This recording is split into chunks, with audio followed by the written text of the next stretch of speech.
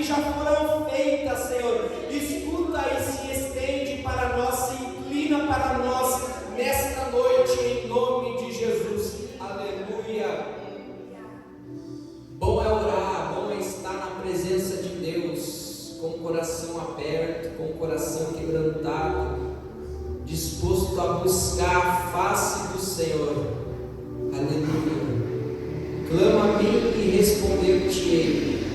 E nós queremos respostas, muitas das vezes, sem clamar. Então o segredo sempre será a oração, sempre será o clamor diante de Deus. O segredo para que Deus venha até nós sempre será joelho no chão, coração quebrantado. Porque não adianta estar com o joelho no chão e o coração estar orgulhoso. Deus não se agrada, porque Deus ele sonda e esquadrinha o íntimo e o profundo da tua alma, do teu coração, das tuas intenções, da minha intenção diante de Deus. Ele está disposto a abençoar uma igreja que ora, que se quebranta, que humilha na face dele. Deus é assim que ele se agrada. O temor no Senhor é o princípio de toda a sabedoria. Mas o que é a sabedoria? Para que queremos sabedoria? Eu entendo que Cristo ele é a própria sabedoria. O livro de Provérbios, ontem eu estava lendo, capítulo 2 e o capítulo 8 de Provérbios, onde fala sobre a sabedoria. E vai nos dizer que só encontra sabedoria aquele que tem o Senhor, aquele que não tem o coração prepotente, orgulhoso. Mais em específico no capítulo 8, versículo 13. Mas eu entendo, lendo o capítulo 8, a Bíblia não nos deixa claro que Cristo ele é a própria sabedoria. Porque o 8 de Provérbios vai dizer que a sabedoria já estava no princípio de todas as coisas. Antes que o mundo se fizesse, antes que a terra existisse, a sabedoria já existia. E se nós continuarmos ler e se alimentar do capítulo 8 de Provérbios, eu, numa interpretação pessoal e particular, vou entendendo que aquele que se alimenta de Cristo, aquele que busca por Cristo, aquele que teme a Cristo, aquele que vive a essência do Evangelho de Cristo, esse encontra sabedoria para todas as coisas. Para todas as coisas. Que nós venhamos encontrar sabedoria e graça no Senhor Jesus. Amém? Amanhã à noite nós vamos estar por aqui já, eu acredito que umas 7 horas. Vamos começar a dar uma ajeitada aqui na igreja. Sábado o dia inteiro. Amém? Sábado. Oi? E sábado terá o bazar ali atrás, aquela parte de trás vai ficar das irmãs do bazar. Nós vamos ficar mexendo do lado de cá, nós vamos trabalhando junto. Amanhã também tem bazar. Então amanhã, sábado, temos bazar. Divulguem para os irmãos aqui da região. Já vendemos bastante, graças a Deus, para os nossos irmãos aqui mesmo da igreja. Para nós perguntarmos recursos, para nós pintarmos a igreja, melhorar tudo que precisa. Domingo pela manhã, escola bíblica dominical. É com consagração. Escola bíblica é sem café da manhã. Na parte que nós faríamos o café, é joelho no chão, é orando ao Senhor. Semana de Santa Ceia é semana de se quebrantar mais perante aos pés do Senhor. Domingo à noite, nossa Santa Ceia de gratidão a Deus, porque mais um mês Ele tem cuidado de nós, mais um mês Ele tem sido fiel e tem nos preservados a ser fiel, porque se não é a graça dele nos preservando, nós seríamos infiéis. Mas a graça dele nos alcança, a graça dele abunda sobre nossas vidas, ela preenche o nosso ser, porque onde abundou o pecado, superabundou a graça. Nós nascemos do pecado, nossa carne é pecaminosa, mas na nossa carne abundou a graça de Cristo Jesus, nosso Senhor. Então nenhuma condenação há para mim, para você, para aqueles que estão em Cristo Jesus, o autor e consumador da nossa fé, aquele que é, que era e que há de vir, e estamos esperando por Ele com o coração aberto, com o coração alegre, ansiando nos encontrar com Ele. Aleluia. Eu não oro para que o mundo acabe, e eu espero que você também não ore para que o mundo termine. Nós devemos orar para que Jesus volte, para que nós nos encontramos com Ele, para que Deus venha remir a humanidade que está caída. A natureza clama, a natureza geme.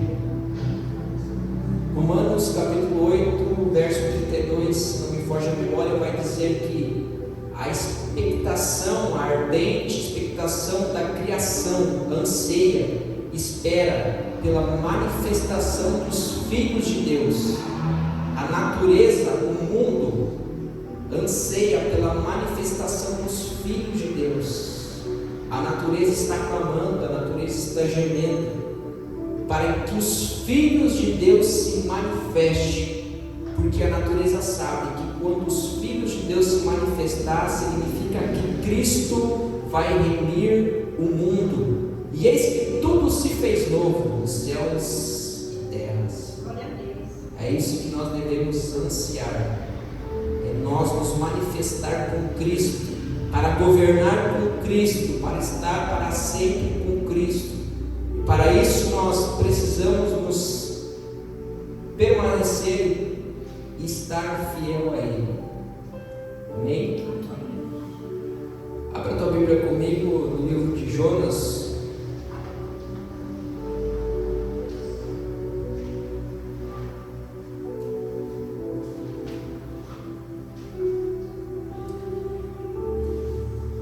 Jonas, no capítulo de número 3, versículo 1.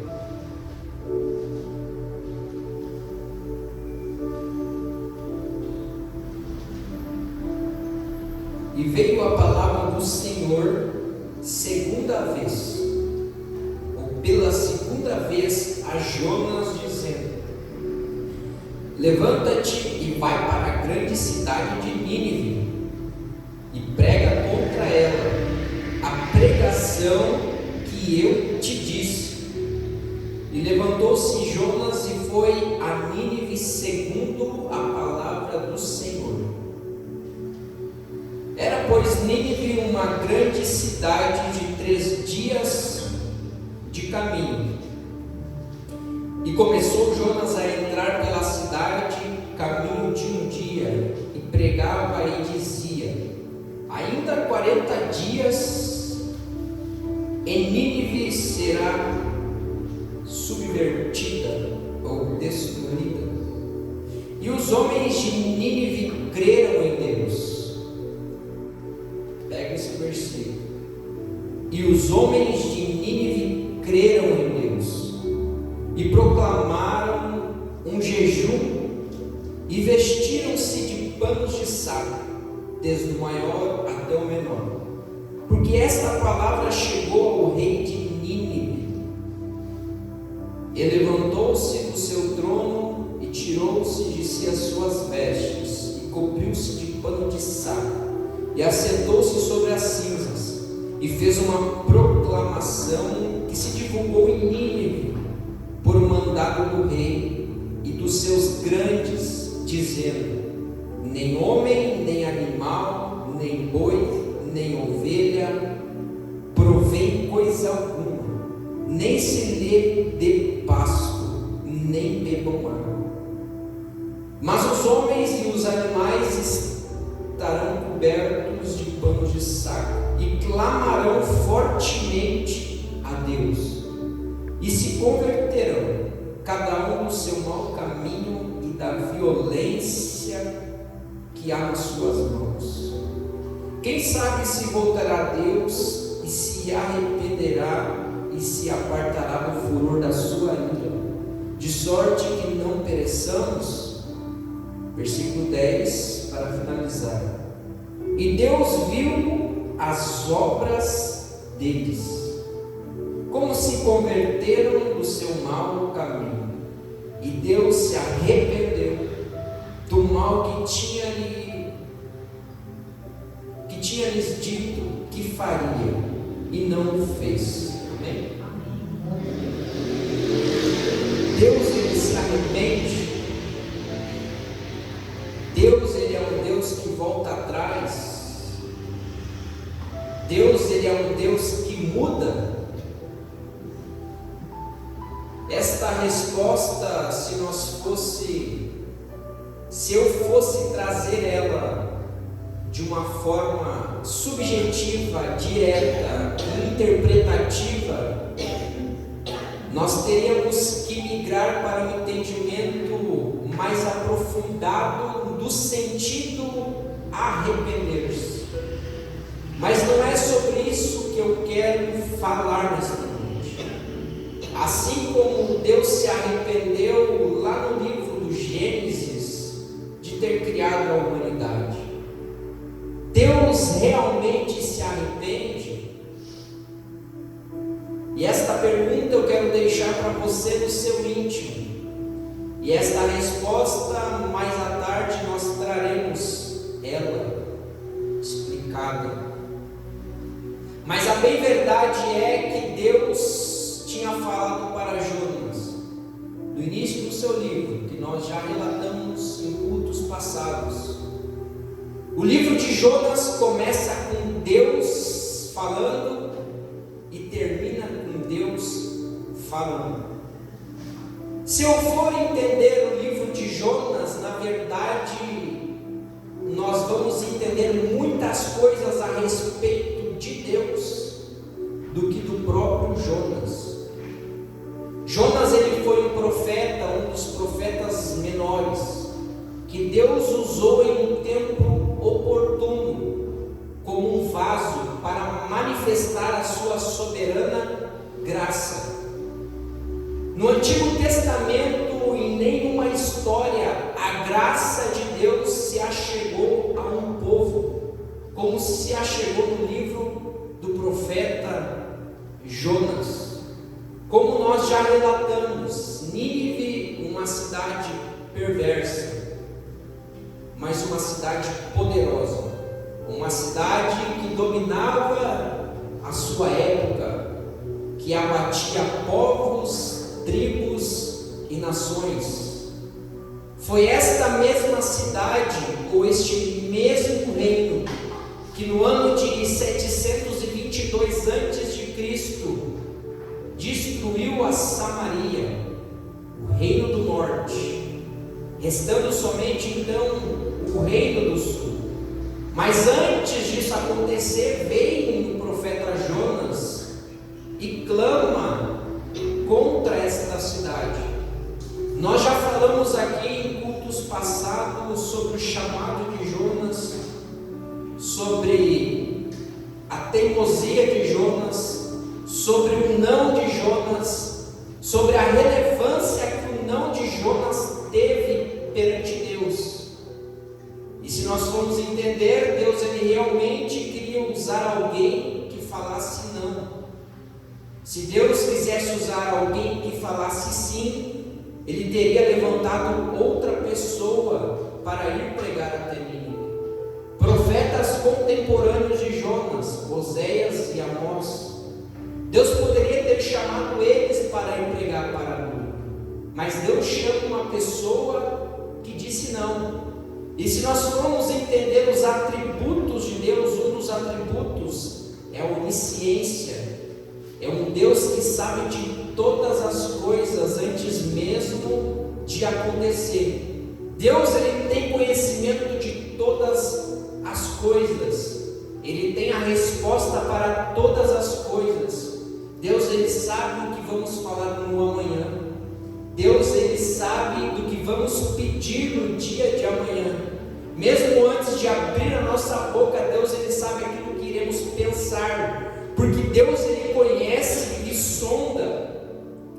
esquadrinha o sentimento real e profundo do meu e do teu coração.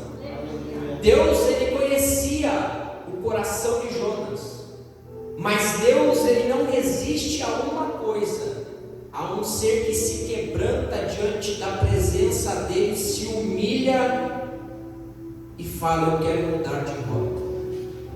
Deus, ele não aguenta alguém que se humilha perante os seus pés com arrependimento no coração. Deus, ele não fica sentado para alguém que se prostra aos seus pés. Deus, ele se inquieta quando alguém se arrepende dos seus maus caminhos. E é isso que Deus espera da humanidade, é arrependimento para mudar o seu posicionamento perante esta pessoa. Porque se esta pessoa não se arrepender, o juízo de Deus já está decretado.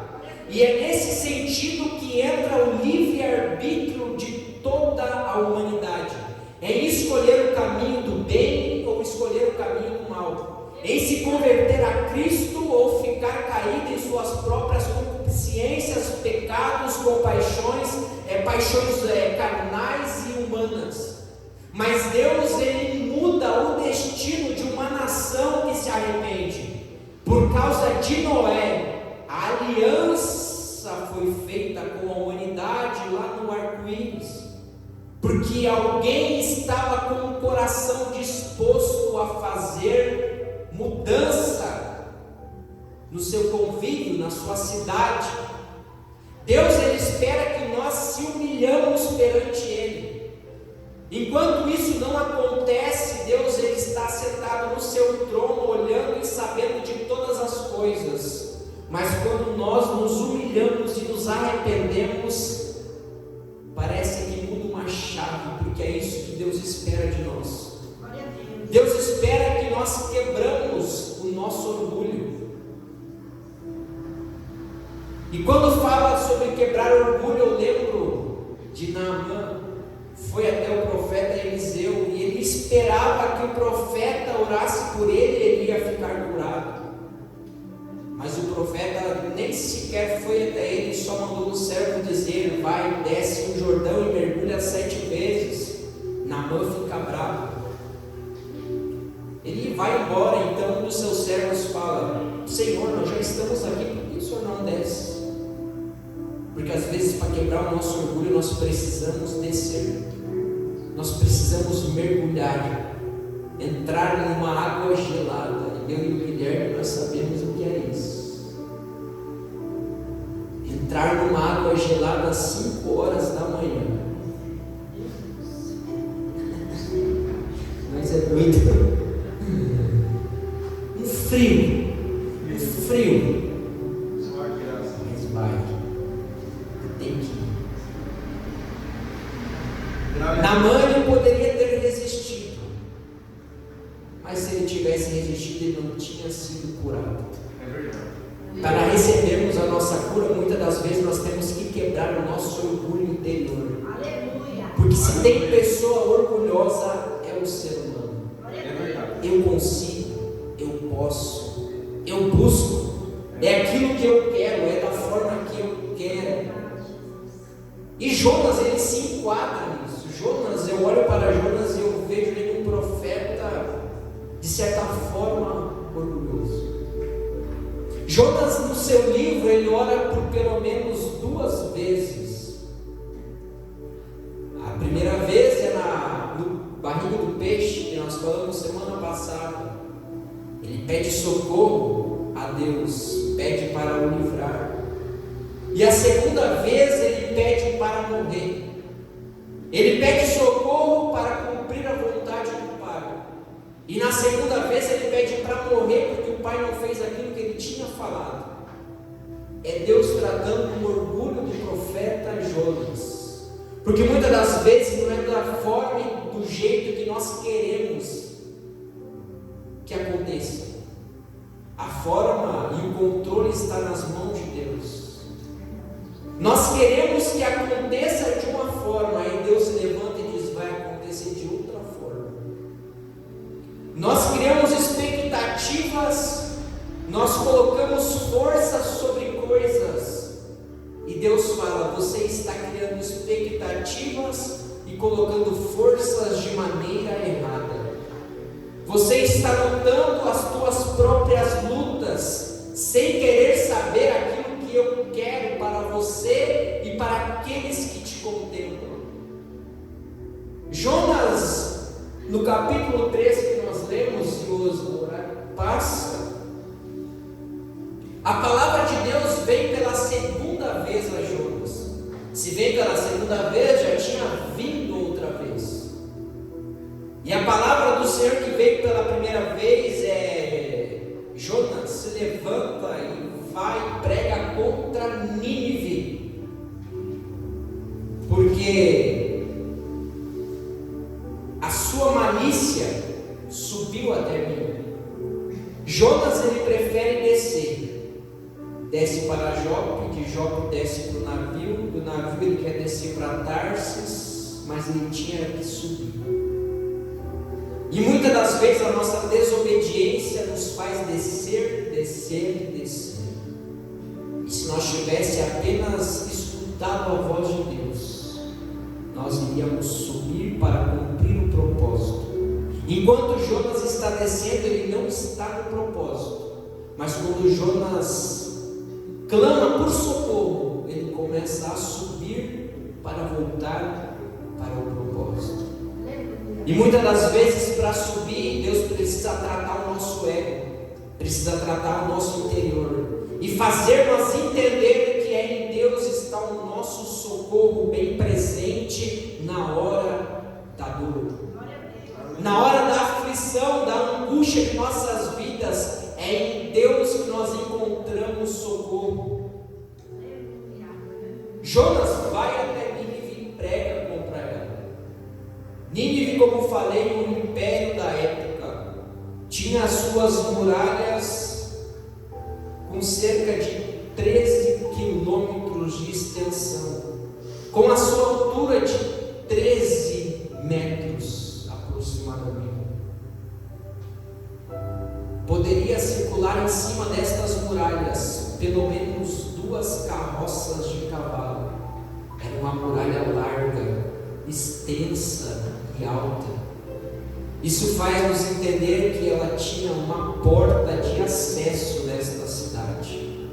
E como receberiam alguém, como deixaria alguém entrar dentro desta cidade, se não é a mão de Deus conduzindo todas as coisas? Tem lugares que você vai acessar que é somente Deus que vai te colocar lá. Tem lugares que você vai entrar que é somente Deus que vai te posicionar lá. Mas você vai estar lá para fazer uma única coisa: pregar a palavra de Deus. Você estará para ser apenas uma coisa: exemplo de Deus naquele lugar. Se é um emprego, eu não sei. Se é um lazer, eu não sei. Mas Deus vai te colocar em lugares para ser exemplo de Cristo naquele lugar. Aleluia. Lugares que você, na sua ótica humana, ia ser impossível você estar lá. Mas é Deus falando nesta noite. Eu estou sentindo Deus aqui ao liberar esta palavra. Deus vai te colocar em lugares aonde somente Ele pode te levar. Quero ir, Jesus. Aleluia. Glória. Eis-me aqui, envia-me a mim. Cadê o coração disposto aí? Cadê o coração disposto a fazer a vontade?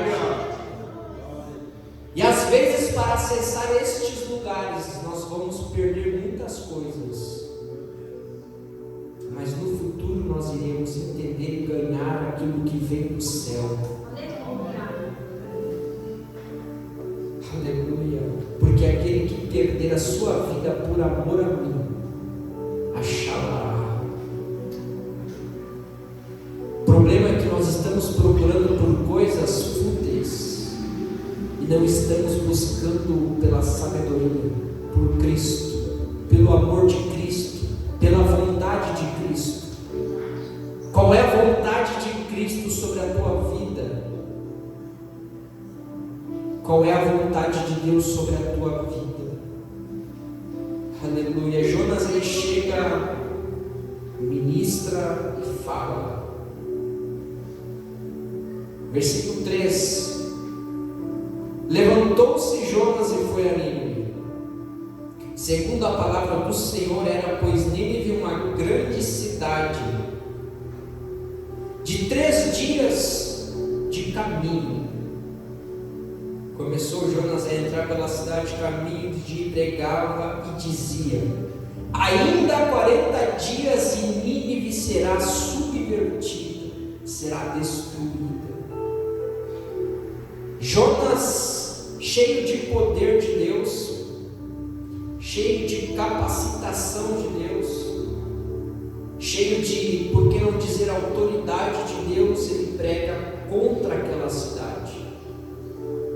E Jonas, ele pregava aquilo que ele queria que acontecesse, porque essa nação subjugava muitas das vezes e afrontava a Israel. Como nós sabemos, no futuro ela vem e destrói a Samaria, ao reino do norte, aonde Jonas morou. Jonas, ele queria mais que essa cidade fosse destruída. Jonas, talvez, ele pregava contra a cidade e ficava se lembrando de Sodoma e de Gomorra, quando o fogo caiu do céu e destruiu aquela cidade. Mas o que Jonas não esperava é que esta cidade fosse se converter a Deus, que esta cidade que era idólatra, que adorava a outros deuses, inclusive o deus Dagon, que nós falamos aqui na quinta-feira passada, adoravam aos deuses que remetiam-se a animais, cidade idólatra, perversa. O que Jonas não esperava é que esta nação fosse se converter e se arrepender. Porque o versículo 5 vai dizer: e os homens de Nínive creram em Deus. Então o segredo para Deus mudar a tua causa, o segredo para Deus mudar o meu e o teu destino é crer em Deus. Aleluia. É crer que Deus, ele está conosco todos os dias. É crer que Deus está nos conduzindo para que nós venhamos ter a sua vontade cumprida em nossa vida. O segredo é crer. E muitas das pessoas, depois que se convertem, elas acabam caindo no comodismo espiritual. E o comodismo espiritual nos faz deixar de crer, nos faz deixar de buscar pelos dons, pelo Espírito Santo. O problema da igreja brasileira ou da igreja hoje é porque deixaram de crer nos dons espirituais que o Espírito Santo tem para derramar sobre a minha e sobre a tua vida. Muitos anos atrás a Europa caiu no comodismo espiritual. A Europa esfriou. Hoje eu tenho um tio pastor em Portugal, Lisboa, e ele fala que pregar para o europeu é difícil. Difícil. Coração duro, fechou. Há pessoas que digam que a América está caindo no comodismo espiritual. E há pessoas que digam que o Brasil futuramente possa cair no comodismo espiritual. Mas eu sei que tem promessa sobre esta nação. Tem promessa que um avivamento mundial vai acontecer nesta nação, porque nós não podemos deixar de crer na soberania de Deus, aleluia, no poder de Deus para derramar a sua graça, abundar os seus dons sobre a igreja, aleluia.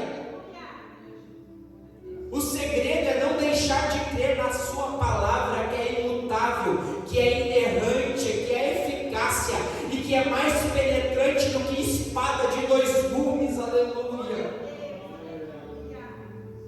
Não deixe de crer na palavra de Deus, porque a palavra de Deus continua a dar destino para uma nação. A palavra de Deus continua a dar destino para a sua igreja. A palavra de Deus continua a dar destino para a minha e para a tua vida. A palavra de Deus é uma bússola para quem está perdido. É um mapa do viajante. E eu não falo para você se alimentar da palavra. Eu falo para que você se alimente de Cristo. As pessoas leem a Bíblia e elas muitas vezes não entendem, porque não estão deixando Cristo invadir o seu coração. Não estão se alimentando da fonte que é Cristo. Aleluia. Quem é que tem poder para salvar se não há Jesus Cristo? A graça abundou por causa de Cristo na cruz do Calvário. Quando a Bíblia fala no versículo 5 que creram em Deus e proclamaram um jejum, eles se arrependeram. Deus, ele olhou do céu